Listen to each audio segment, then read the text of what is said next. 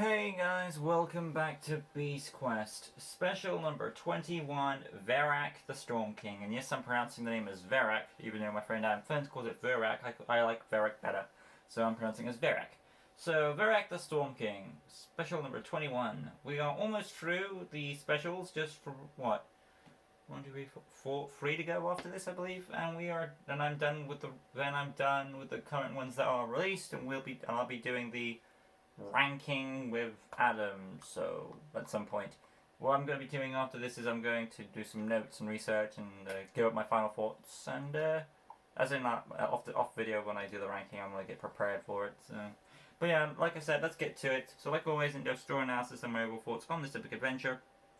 If you haven't read this book, make sure you have before watching this review for obvious reasons. And apparently, I did watch Adam's review of Verak, and he didn't remember how the beast did beaten. So in a way, it's another thing good that Adam's gonna relearn. So like always, let's get through this. And of course, I did warn you about if you haven't read this book, make sure you have before watching this review, otherwise, unless you don't care. Here we go. Tom was in Gwildor, visiting his mother Freya. He was dueling with Amelia, who I was happy to see again, assuming this takes place after Series 18, which of course it does, obviously. In my own fanfiction, if Tom had to have a lover, I prefer it to be him and Amelia, as they have similar personalities. Not to harpen against Eleanor, but like my friend Adam Ferns, I prefer Tom and Eleanor as a friendship kind of thing, more than a love thing. Because not every girl you hang out with should be a candidate for a love interest. But yeah, anyway, Amelia won as Tom was distracted Tom was distracted, and after thanks from both Freya and the Queen of Gwildor, they were suddenly attacked by the pirates of Mackay, which was what was distracting Tom earlier. Our heroes quickly fought off the attacks while sending the good people to safety. Help came in the form of the Queen's guards, and we got to see this Queen also is a sorceress, and she was able to defend herself. While Amelia and Tom took the front line, they fought off well. However, Tom spotted a cloaked figure heading into the castle. He followed it, and it was revealed the figure was after the Pearl of Gwildor. Tom was now paralyzed, unable to move, and instead of killing Tom when the figure had the chance, they just leave them there and escape. Which, actually, I thought is kind of BS, but we'll find out a lot later why this character did that, actually. I'll give an explanation of that in a bit. Senpei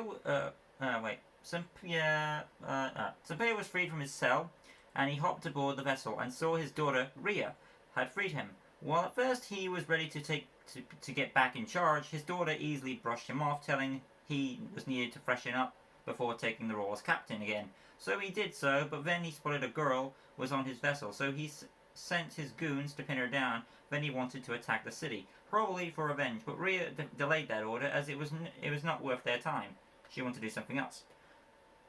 Cut to Eleanor, who was helping her uncle aboard a ship. She felt like something bad had happened or was gonna happen.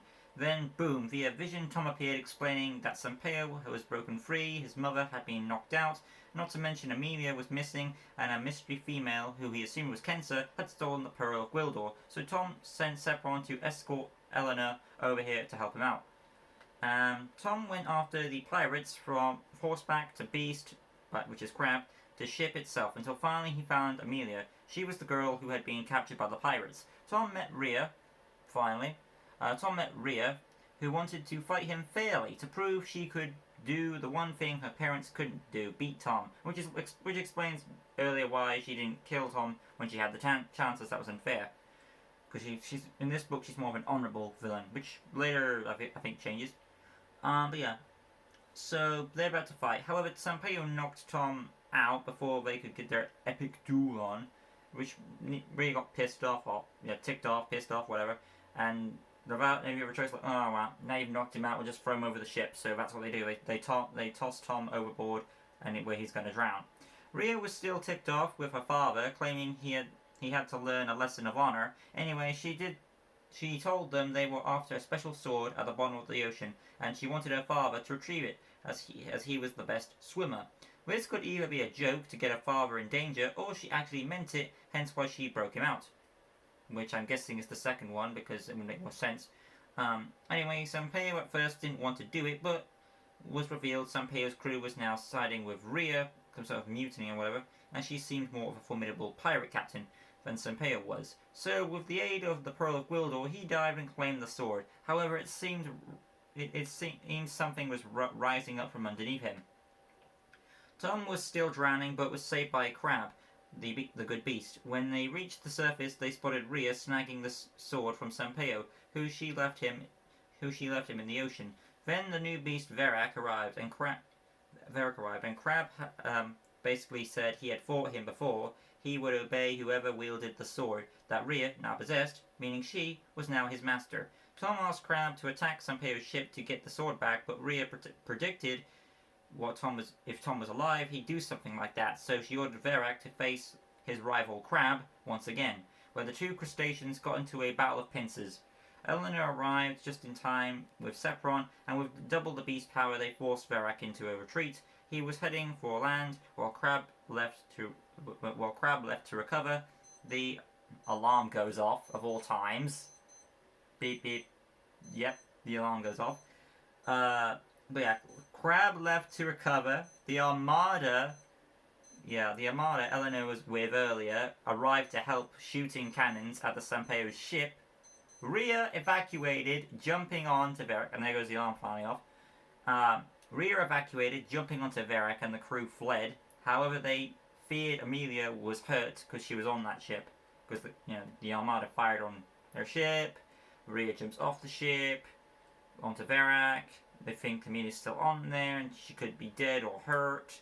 Amelia's fate seemed unknown, and the Admiral wanted to help, but Tom wouldn't allow it as the beast was too powerful. However, that didn't stop the Admiral as he tried to stop Verak, only to get his ship destroyed. We tried to lure Verak to land so he wouldn't have the field advantage, so Tom taunted Verak over. Tom fought Verak again, and after a bit of a scuffle, Rhea bragged until Eleanor made her lose the magic sword.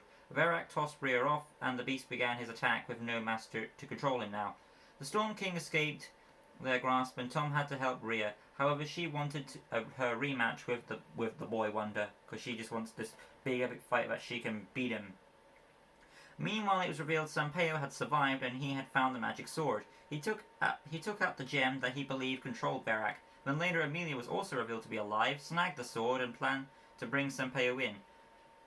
However, she dropped the sword and ran as Verak approached. Sampaio believed he had control now. However, despite having the jewel in his pocket and the sword in his hand, they had to be together in order for it to work. So because of Sampaio's slow thinking, his end came today as the claws of Verak, who ate him. That's the end of Sampaio.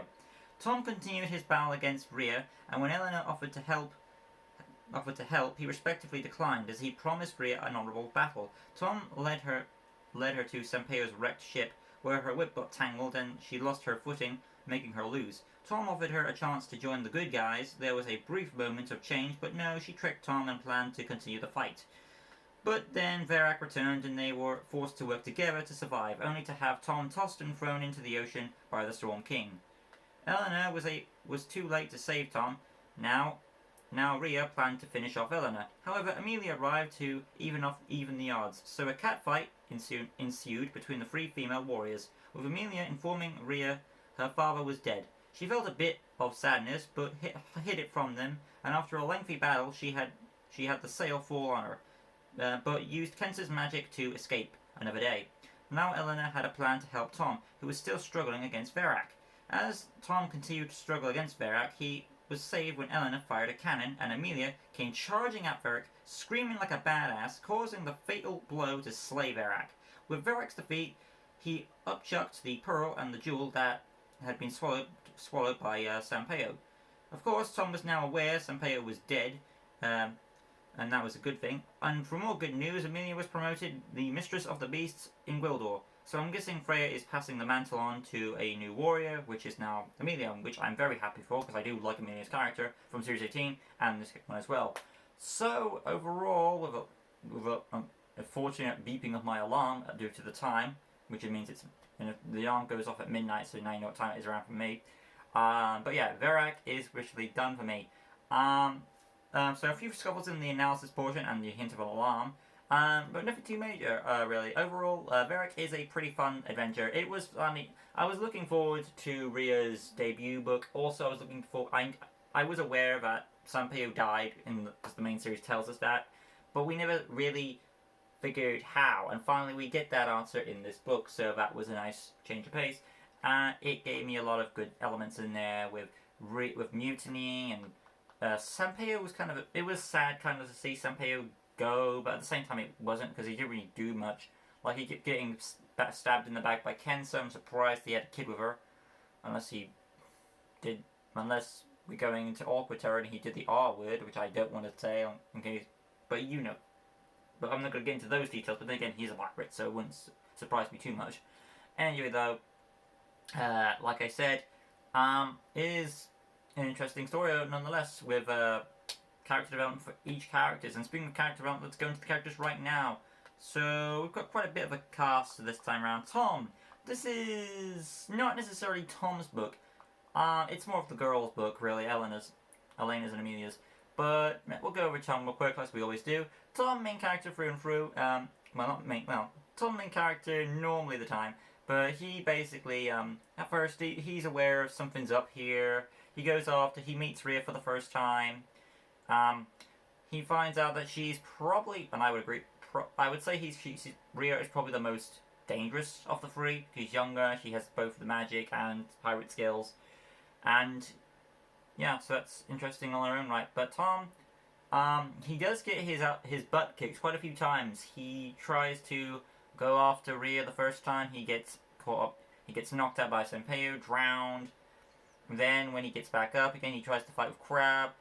And then he's getting tossed around there. Elena has to come and save him at a point. The fight goes onto land. And then, yeah, Tom gets... And then there's a scuffle there. And then they lose the beast. And then cuts to Ria. And Tom gets that fight for her. And then Verak returns. And he drags him down. So yeah, Tom gets a bit brutalized in this book. But it's only... This book is more or less to make the feminine characters more into it, as the male characters are kind of beaten to a pulp, literally. Both Tom and Sanpeo. Not counting Verak because he's a beast, but he's still a dude. But the other two male characters kind of get beaten to the pulp. Both Tom and Sanpeo really gets beaten to a pulp. And moving on to Elena, who shares a dual main character role with Amelia. So Elena's not in the first bit. She gets a message of what's going on. It's nice to see the two doing different things in Gwildor, so that's nice. It's nice to see them helping out other characters, so there's that for you. But yeah, Elena, she comes in with Sepron, helping him out. Then when that happens, there's a bit of a scuffle here. Where they're trying to lure him to the shores, and then they're trying to rescue her. They're worried for Amelia's sake. And then we have that big epic battle with Elena, who helps Amelia defeat Ria, and she escapes. And then it's Elena's idea to use the cannon as a one powerful blast, which would weaken Verak, allowing Amelia to use the finishing blow. So there is a good team dynamic going on. It felt like Elena got a bit more to do along with Amelia, which is a nice change of place, and I'm happy I got that.